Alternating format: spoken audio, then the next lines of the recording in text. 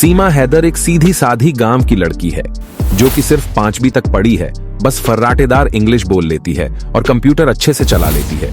PUBG कई सालों से खेल रही है, लेकिन इसके 4 बच्चे हैं, पति भी है, तो पबजी खेलने का समय कब मिलता होगा। यह भी एसडीएम ज्योति मौर्य की तरह पति को छोड़ कर आई है, लेकिन न्यूज वाले इतना पागल हो गए हैं कि इसे एक सेलिब्रिटी बना दिया है। यह सीधी साधी लड़की बस 4 बच्चों के साथ पति को छोड़ कर आई है, वो भी दूसरे देश से सीमा पार करके, और लगभग 50 दिनों से भारत में रह रही है। समझ में नहीं आता कि सच में सीमा पार करना इतना आसान है। हमारे यहाँ 5वीं पास गांव की लड़की एक शहर से दूसरे शहर जाने के लिए 1000 बार सोचेगी, लेकिन सीमा हैदर एक देश से दूसरे देश में सीमा पार करके आ गई और किसी को बिल्कुल खबर तक नहीं हुई। क्या सच में सीमा हैदर अपने प्यार के लिए आई है या इसका कोई और मकसद है, और भारत आते ही एक ऐसे लड़के को चुनती है जो ज्यादा सवाल जवाब ना कर सके। जिस प्रकार सूत्रों के मुताबिक और सोशल मीडिया पर खबर चल रही कि इस लड़की का ताल्लुक किसी संगठन से है, लेकिन हमारा चैनल इसकी पुष्टि नहीं करता है। सबसे बड़ा सवाल सीमा सुरक्षा को लेकर पूछना चाहिए। सबसे बड़ा सवाल 5वीं पास लड़की ऐसे कैसे आ गई।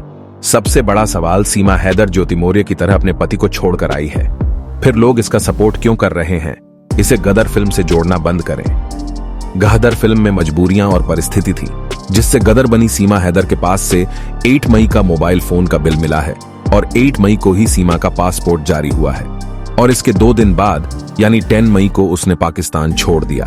पाकिस्तानी युवती सीमा हैदर पर भारतीय जांच एजेंसियों का शिकंजा कसता जा रहा है।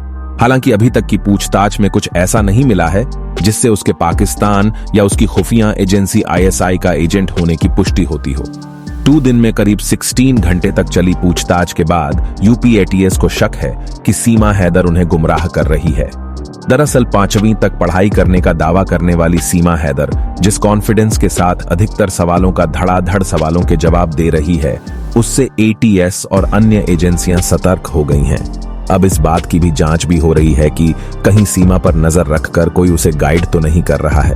अब इस मामले में यूपी की एटीएस को खुफिया एजेंसी आईबी से भी कुछ अहम जानकारी मिली है। अब तक की पूछताछ में सीमा हैदर के नोएडा स्थित रबूपुरा गांव तक पहुंचने में किन लोगों ने मदद की, इसे लेकर भी वो सही जवाब नहीं दे पाई है। इसके अलावा यूपी एटीएस को पूछताछ में एक और सबसे बड़ा खुलासा ये हुआ है कि सीमा ने कुछ सैन्य अधिकारियों को भी फ्रेंड रिक्वेस्ट भेजी थी। भारत आने से पहले सीमा ने 70,000 पाकिस्तानी रुपये में एक मोबाइल खरीदा था। पूछताछ के दौरान सीमा ने यूपी एटीएस को अपने मोबाइल खरीदने की जानकारी दी है। पूछताछ में उससे यह भी पूछा गया कि क्या तुम्हें किसी ने मोबाइल फोन पर मैसेजिंग और इंटरनेट से चैटिंग में सावधानी बरतने के लिए कहा था। यूपी एटीएस के अधिकारियों ने सीमा हैदर से यह भी पूछा कि क्या तुम कोई कोड वर्ड का इस्तेमाल करती थी। यूपी एटीएस ने सीमा हैदर से यह भी पूछा कि तुम इतनी शुद्ध हिंदी कैसे बोल लेती हो, तुम्हें हिंदू रीति रिवाजों के बारे में कैसे पता चला। एटीएस को इसलिए भी शक है कि सीमा हैदर ने खुद को पाकिस्तान की रहने वाली एक गरीब लड़की बताया था। पाकिस्तान में करीब करीब हर शख्स उर्दू बोलता है।